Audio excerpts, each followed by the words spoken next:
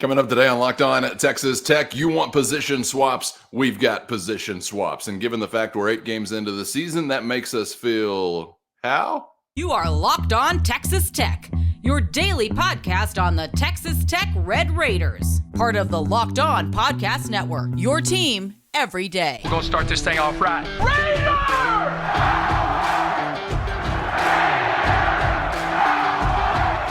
Everything runs through Lubbock. Great to be with you again on Locked On at Texas Tech on the Locked On Podcast Network. And thanks as always to those making us their first listen on YouTube or anywhere you get podcasts. Today's episode brought to you by Gametime. Download the Gametime app, create an account, and use our code LOCKEDONCollege for $20 off your first purchase. With the only Chris Level, I'm Casey Cowan. Chris, great to be with you again, my man. And we are creeping up on this Thursday night affair. It's Tech and Texas Christian, the West Texas Championship, once again back here in the LBK. And some things to touch on today that Red Raider head coach Joey McGuire touched on in his weekly visit with the media. And we haven't even gotten to the game where we were going to see, Chris, some things in play that we discussed last week as far as some changes offensively along the offensive line. More to talk about there, of course, and getting Baron Morton back on the field. Plenty to consider there as far as his potential connections with pass targets or otherwise.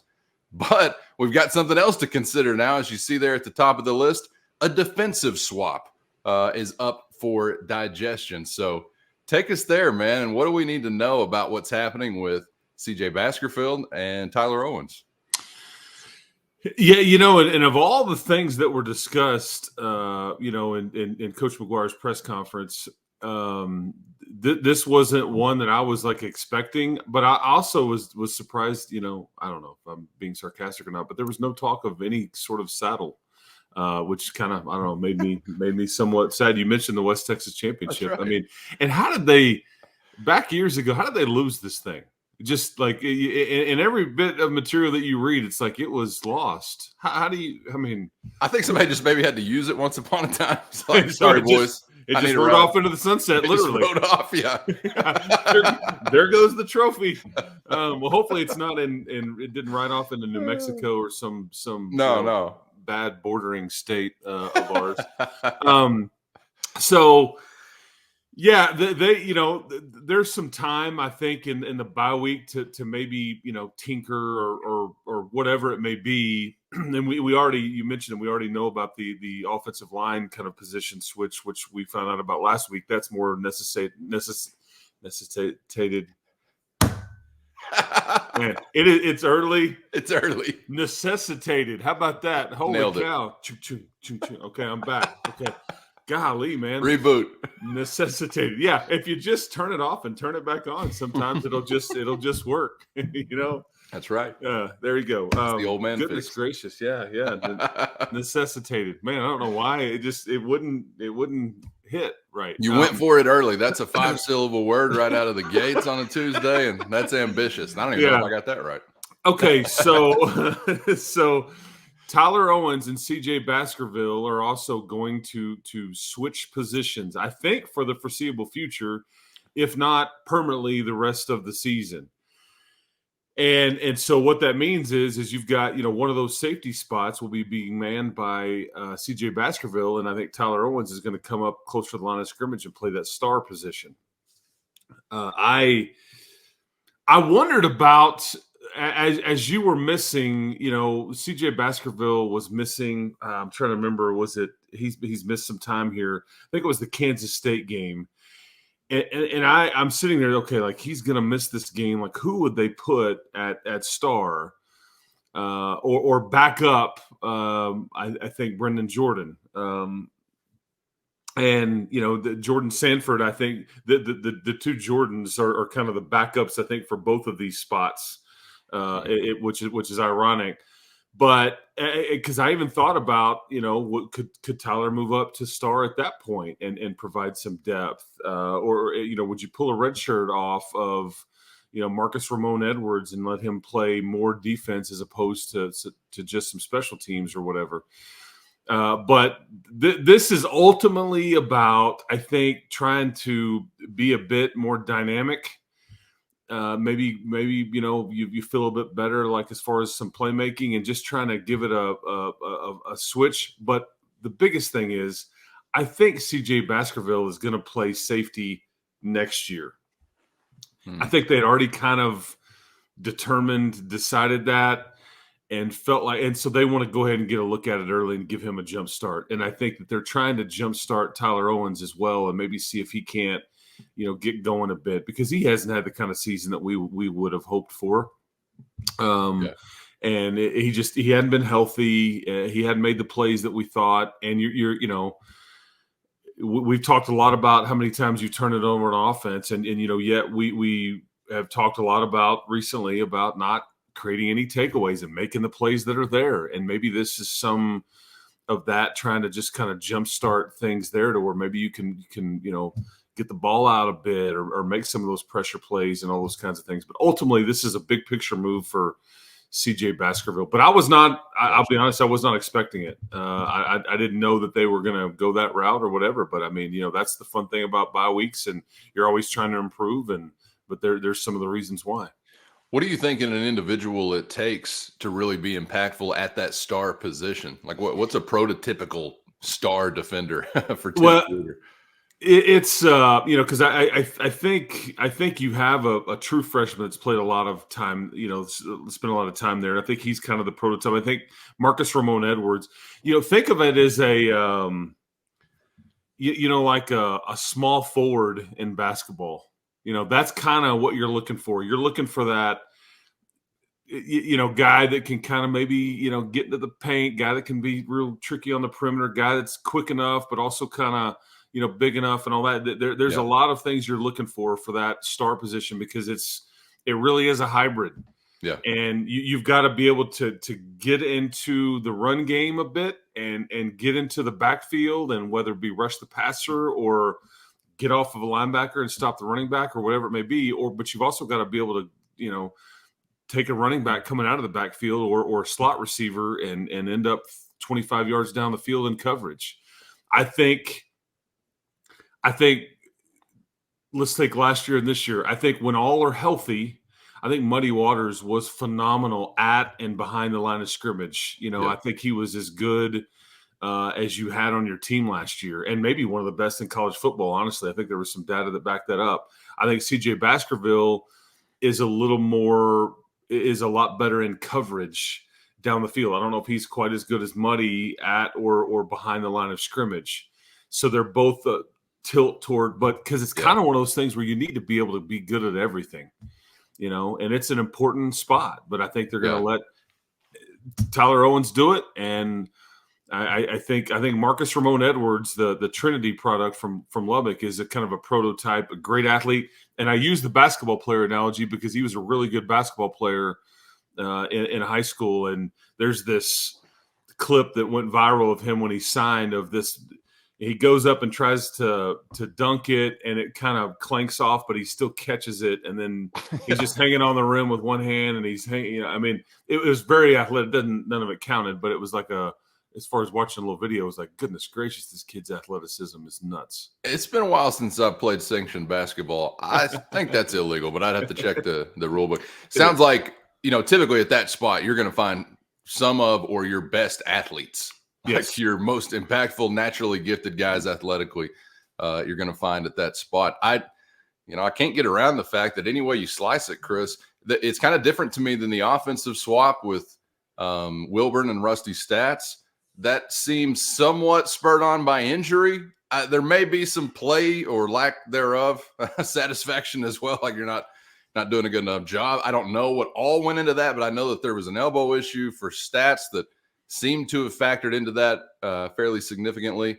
But on the defensive side, this swap, I know that Owens and Baskerville, honestly, have been, as you were just describing, kind of in and out from a health standpoint.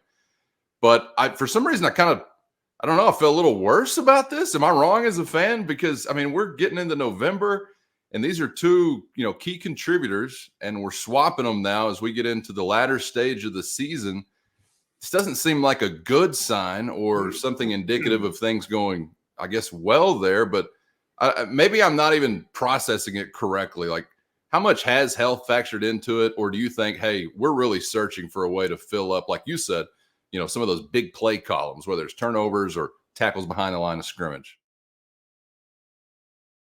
First, today's episode brought to you by Gametime, and you shouldn't have to sweat it out when buying tickets to your favorite events. And with Gametime, you won't, because it's always a breeze using the Gametime app, where you're going to find killer last-minute deals, views from every seat, and their lowest price guarantee. Gametime has deals on tickets right up to the start of the event and even an hour after it begins, which means Gametime is the place to find last-minute seats for any event. The fastest, easiest way to buy tickets, and not just fast, but it's also secure and simple to use when you download the Gametime app. So take the guesswork out of buying tickets with Gametime by downloading the Gametime app, creating an account, and then use our code LOCKEDONCollege for $20 off your first purchase. That's Locked On College, LOCKEDONCOLLEGE. Locked On College for $20 off your first purchase. Terms apply. Again, create an account and use our promo code Locked On College for $20 off. Download the Gametime app today for last-minute tickets at the lowest price, guaranteed. Maybe I'm not even processing it correctly. Like, how much has health factored into it? Or do you think, hey, we're really searching for a way to fill up, like you said, some of those big play columns, whether it's turnovers or tackles behind the line of scrimmage? I think there's, as you probably, would have sat around that boardroom table and they were discussing different things. I think trying to get Tyler Owens going, making him more effective, putting him in a position to succeed. Hey guys, we've already talked about this. We're gonna put CJ at this spot next year. We think this is what's best as we look at our roster going forward. Let's go ahead and take a look at it, because we don't think either spot is going to take a hit, and maybe if anything it stays status quo. But you're hopefully they get a bit better. Yeah. Would you do this if you were sitting here at 8-0? Right. Yeah.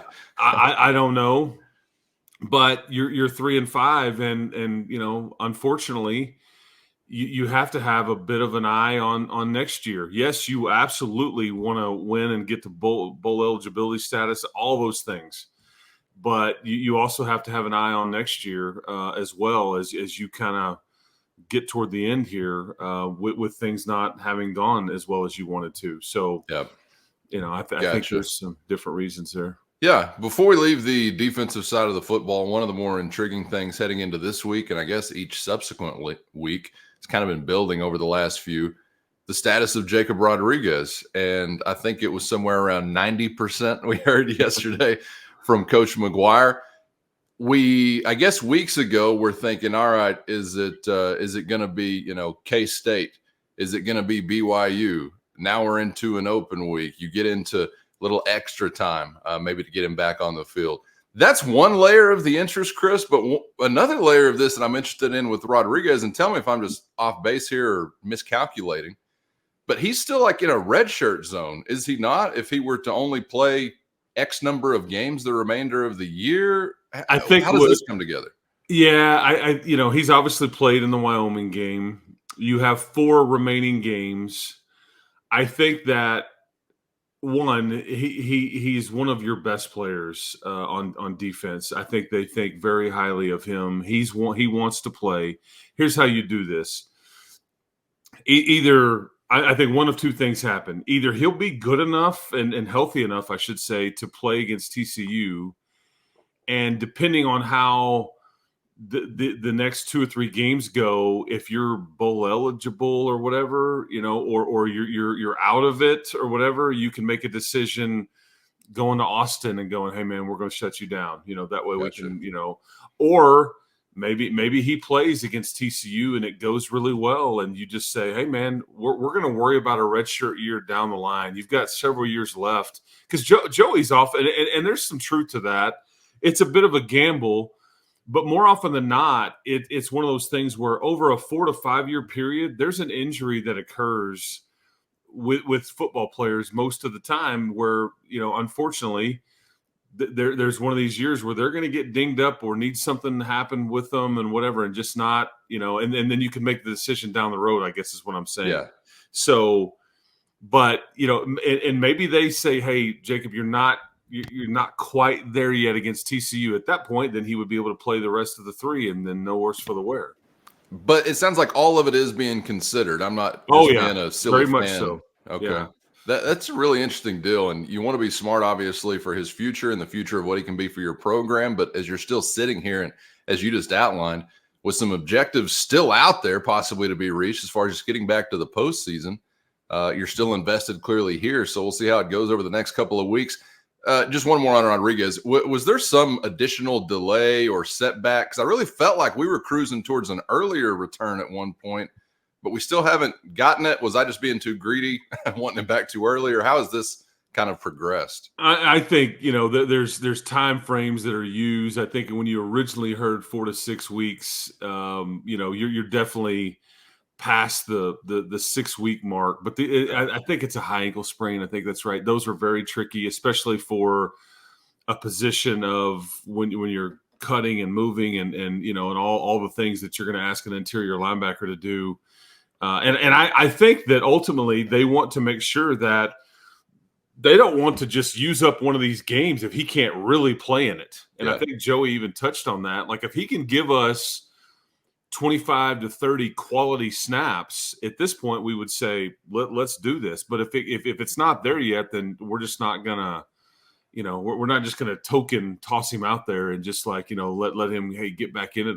That's not what they're doing. If he's good enough to play, we want him to play. And then at that point you'd have Ben Roberts, Josiah Pierre, I think Bryce Ramirez, and Jacob Rodriguez. And boy, do you feel good about that little quartet. But it's like, you haven't all 4 of those. Well, except for Ben Roberts, all those other guys, they've missed some time this year. Yeah, and it's almost, I don't know if it's apples to apples, but it's almost comparable to the way I feel about the quarterback position. And again, trying to pursue a 6th win, getting back to a bowl game.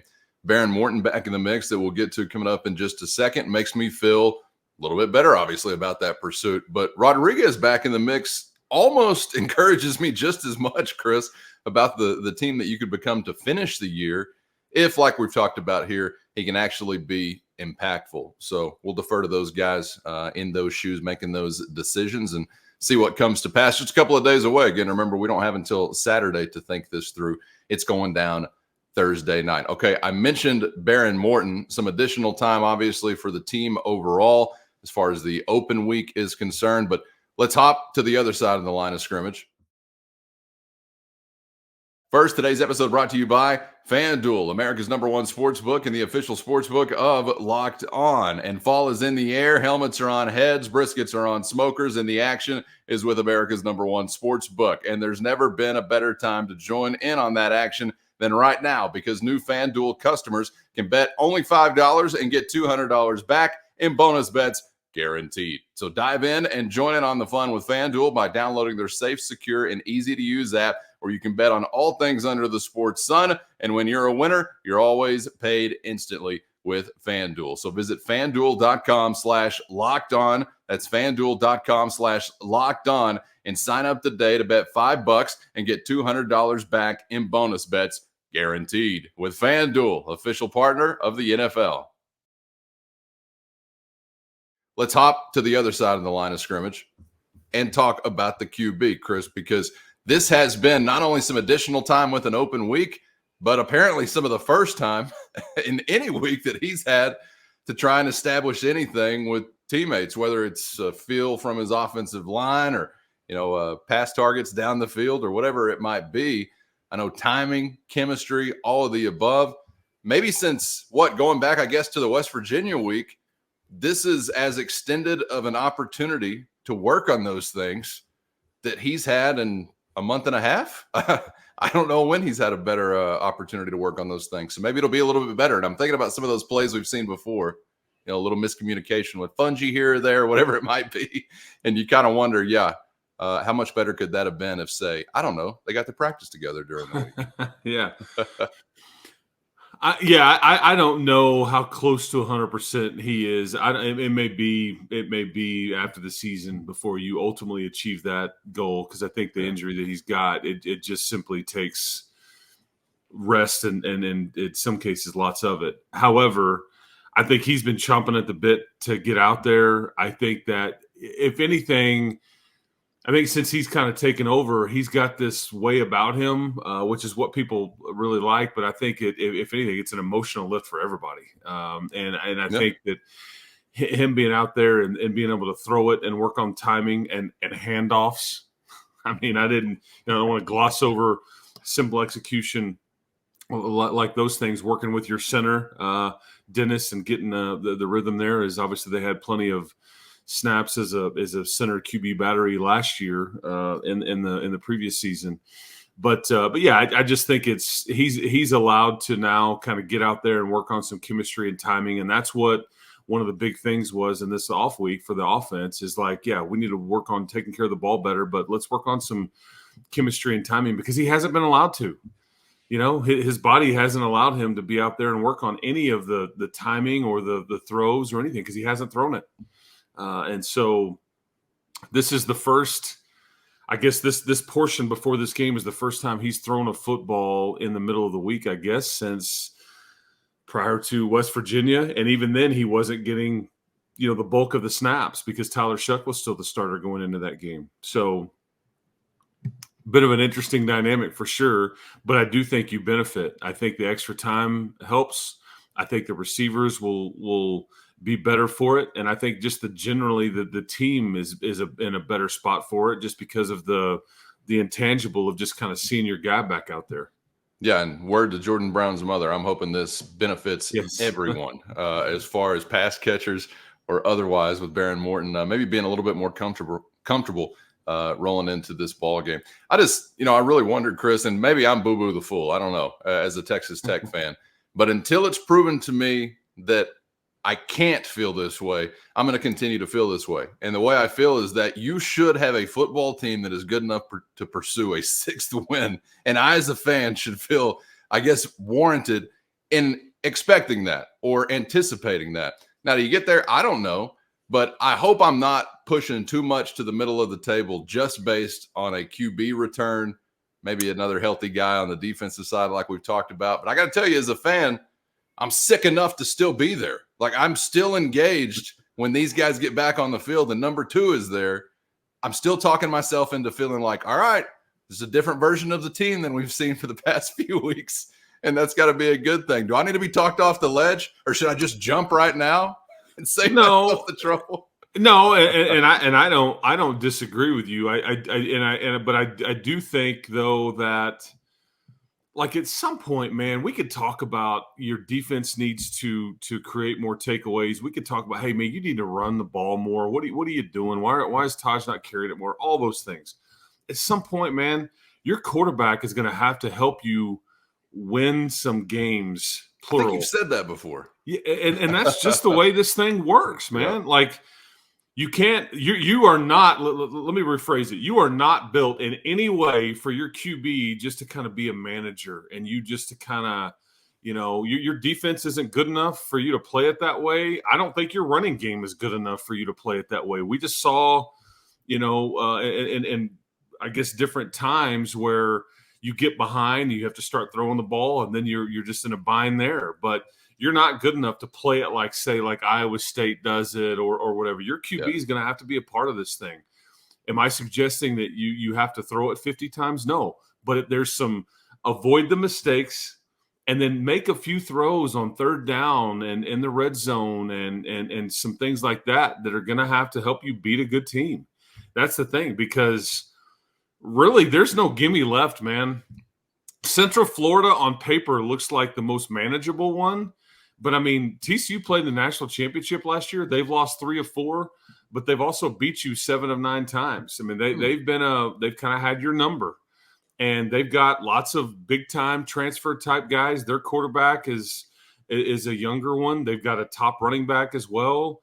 I just think at some point to beat a team like that, you're going to have to, and TCU's not been great on the road, this year. Their last 2 games, they did go to Houston and murder Houston, but that was Houston's bad. I mean, they're really struggling, but they went to Ames and they went to Manhattan, and it was not pretty for offensively. They couldn't do anything on those 2 road games. So we'll see what Texas Tech's defense can do. But you need your QB to like step up. And I'm not saying you have to major in him, but he's got to make some key throws and plays to move the chains or to keep a drive going or to make a throw that gets you in the end zone or something to allow you to get over the hump here.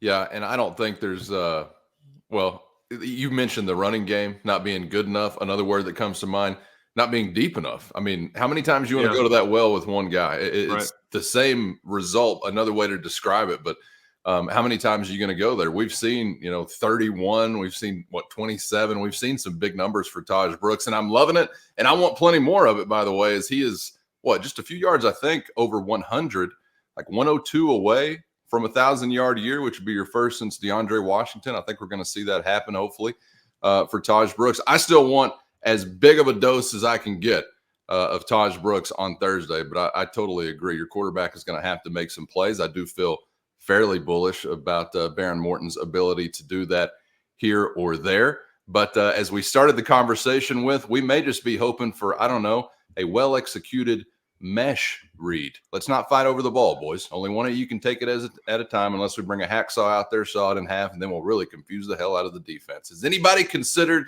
that? Yeah, some of what we saw last time around has you thinking, baby steps, Dr. Leo Marvin. Before the quarterback's making a play down the field, how about we just execute the handoff, not give it to the other guy? So maybe we'll take that step first and worry about the rest to follow. Chris, appreciate the time as always, my man. Enjoyed it, and some really interesting things to chew on as far as some of these adjustments made, not only offensively, but defensively. We'll be back on the other side to discuss more, getting you ready for Red Raiders and Horned Frogs, man. Looking forward to it. Yep, and I just looked it up to make sure, but Taj Brooks has 887. There we go on the year, and Amani Bailey, the TCU running back, has 851. So these are the two of the top backs, I think, top 15 in the country. So there you go, man. But we'll talk to you tomorrow. I believe we got a little coaches show tonight. We can recap a little bit. That's right. We got Caleb Rogers and Stephen Hamby on the show tonight, along with Coach McGuire. And happy Halloween, everybody. If anybody gives you an apple or a toothbrush or some floss, and especially candy corn, give it back, because it was a trick, not a treat, man. So happy Halloween and enjoy, everybody. I got to say, Chris, I don't think coming into the year I was high on Taj Brooks, but did you see 1,000-yard season coming? I'm not sure I'd check that box. No. Pretty cool. Because you've shared carries in the last several years. This is what most people do. And, Cameron Valdez's status, I think, is still maybe in question for this TCU game, too, to your point about not a lot of, behind Taj. But, grown man, had a phenomenal year. Yep. Enjoy him while he's here, because it may not be too much longer. Indeed. Hopefully making himself some money along the way here in 2023. All right. Thanks for joining us again, making us your first listen here on Locked On Texas Tech. Make sure you're subscribed on YouTube or anywhere you get podcasts so you never miss an episode. And we'll be back to see you for the next round right here on Locked On Texas Tech.